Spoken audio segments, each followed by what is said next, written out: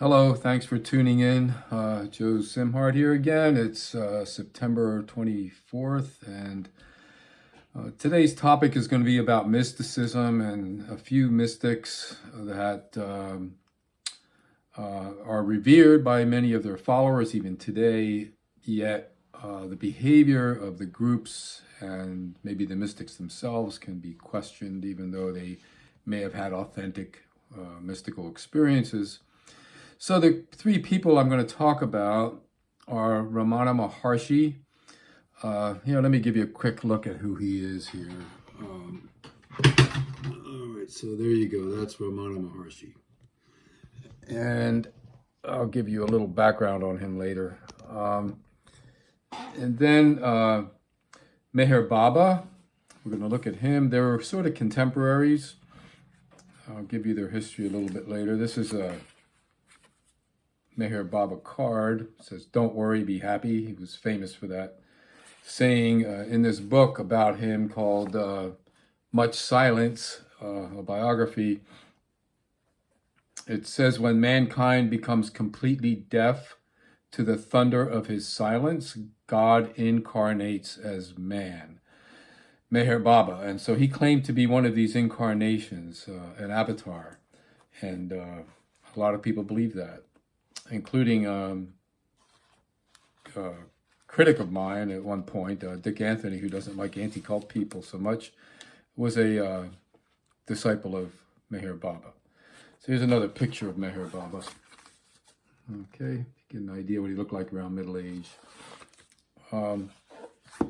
So the other person I want to look at is Paul Brunton, who was a disciple, one of the early disciples of Western disciples of Ramana Maharshi, and met him in 1931 and 1934 in India, and wrote a book about his experience with him and made Ramana popular in the West. So this is a book about Mr. Paul Brunton, whose name was Raphael Hurst. That was a pen name of his, but he went by PB, a lot of people. And this was a book by Jeffrey Masson, who grew up with PB, Paul Brunton here, living in his house for a couple of decades. Some people would think sponging off of the author's parents. So, growing up, he thought PB here was a guru, and even on PB's insistence, he learned Sanskrit along with his parents, and so on. So PB was kind of a personal guru to the family among a small following he had. And he wrote many, many books, including the one I mentioned about Ramana Maharshi, but this one's called The Sensitives, and this is full of his quotes or notebooks, the quotes from his notebooks, sorry. So, well, let's look at who we're talking about here from the perennial Dictionary of World Religions.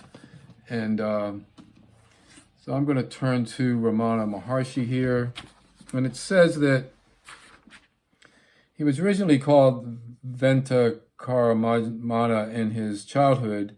He was born in 1879 and died in 1951.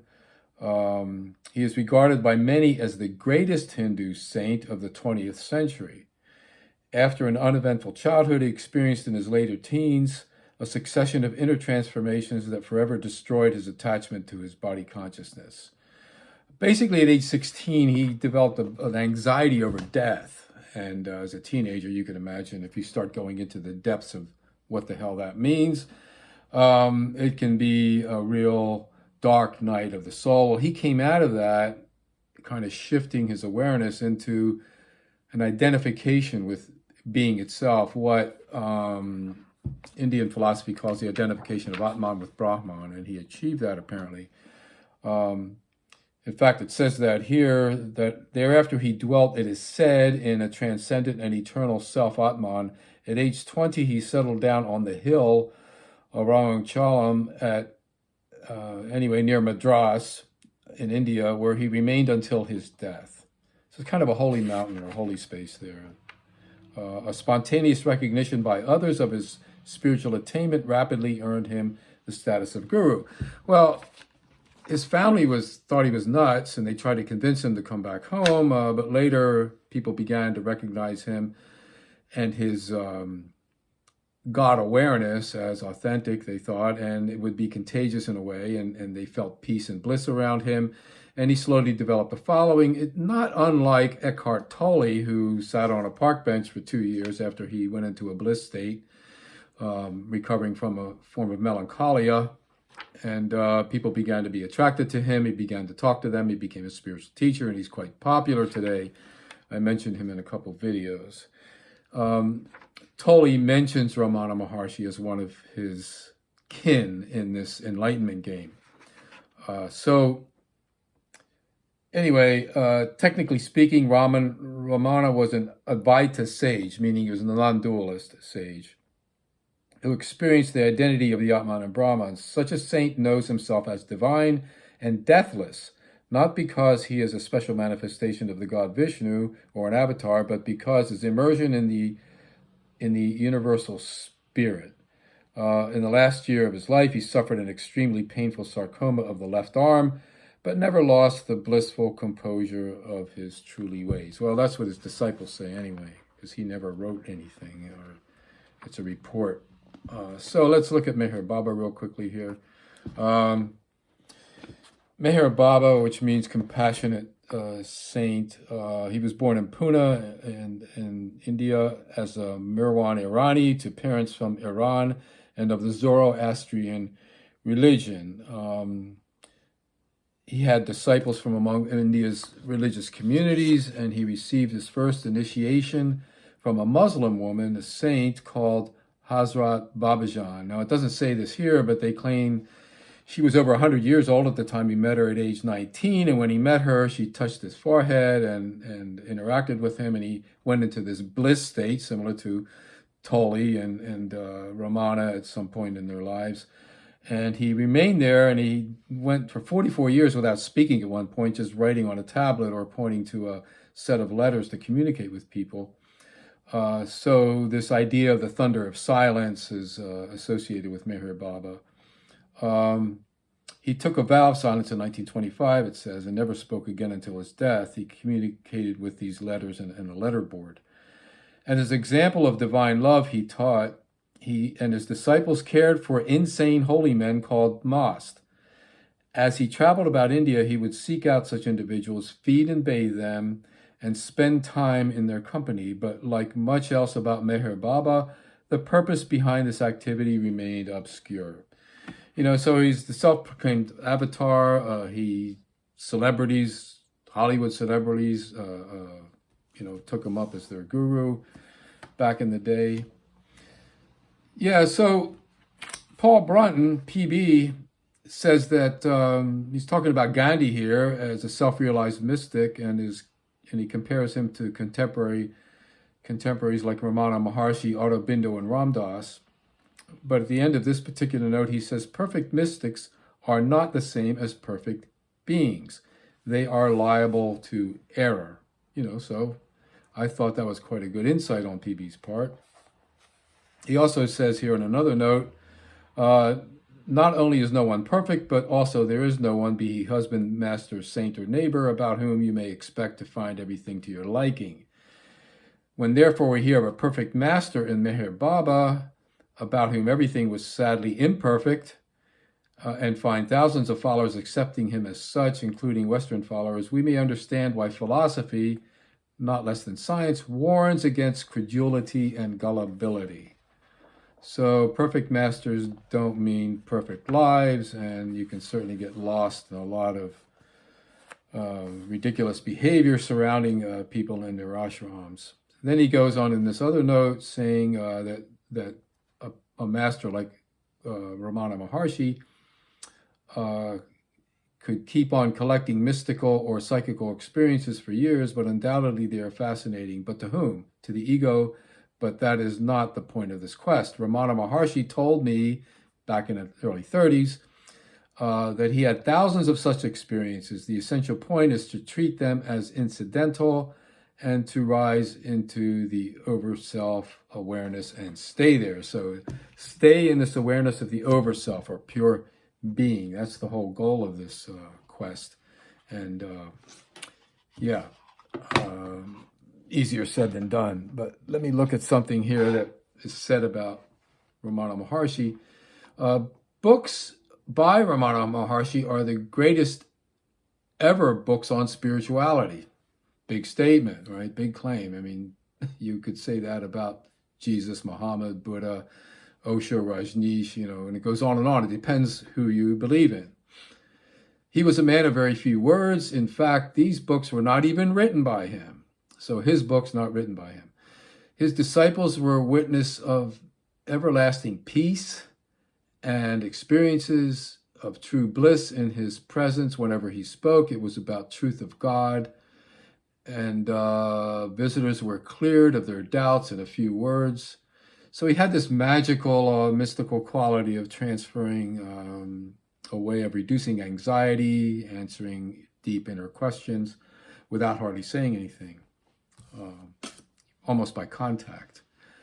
And some people said that about Eckhart Tolle. Some people said that about Jesus. Some people say that about the guru I had, Elizabeth Clare Prophet, that her presence was amazingly harmonious and they could feel this incredible energy around her. So yeah, people make these claims. Brunton made these claims about Ramana when he first met him, but he also criticized the fact that he wasn't a perfect person and that the people around him weren't perfect either. In fact, he criticized some behavior at the ashram, and Brunton was threatened by ashram people, and he had to leave and never went back, fearing for his life to some extent. So the surrounding circus around Ramana Maharshi could be quite controlling and didn't like criticism. But in this book, My Father's Guru, now we look at Brunton, who criticized many people, and you can appreciate his criticism as being relatively honest and useful. But he himself pawned himself off by living with this family, the Masson family, Masson family. His middle name is Masson, I'm sorry. So the Masson family. And as Jeffrey grew up and became a psychoanalyst and a writer, and he, in his 20s, noticed that PB was not living up to the standards that he claimed to be living up to. In fact, some of the claims he made about being clairvoyant and having kind of yogic powers didn't pan out, and Jeffrey called him out on it and eventually called him basically a fraud and a sponge. In other words, shrunk the guru that had this immense kind of a presence in his family into just another little man with foibles and claims of some kind of enlightenment. Okay, so what it comes down to is, if you claim to be enlightened, you sit around looking blissful, and maybe you are blissful, and as to what that bliss is could be anything. I think it's a neurological shift when someone has a tremendous issue with growing up or anxiety or whatever, kind of like Tolle did or Ramana Maharshi did, and some people go into a state of dissociation that they can access and maybe even stay there, and they call that state of neurological dissociation enlightenment or a bliss state or connection with God, or they actually are God in that essential being. Yeah, okay, you can argue that, and but again, the point I'm making here is just because you believe that in a guru doesn't mean you have to worship him or participate in the circus of devotion around him, which can be very flawed, can take up quite a bit of your life, and you might find out later on that, well, maybe it wasn't so great after all, even if he was enlightened. So that's really the danger that I'm pointing out here. Not that mysticism's wrong or inauthentic. You can't really judge it. It's a kind of an experience, a claim. You watch the guru sitting there in his bliss, smiling, unaffected by everything. You could say the same thing about a rock. This thing is unaffected by everything around it, more or less. It could be rolled around by wind and rain, but basically remains the same, doesn't have any emotional reaction. One of the criticisms that Brunton had about Ramana Maharshi is when there was reported that the Italians had invaded Ethiopia and killed dozens and dozens, maybe hundreds of people, Maharshi's reaction was that, you could witness 5 million people, 5 million people being killed, and you shouldn't have to react to that. If you're in the presence of God, you can observe it and not be taken from your inner bliss just because 5 million people died. Brunton didn't think that was a good answer and criticized him for it. Yeah, so, how blissful can you get? How detached can you get? And what does that really mean when it comes to social relationships? Those are the questions. So I'm going to leave it at that. Thank you for listening.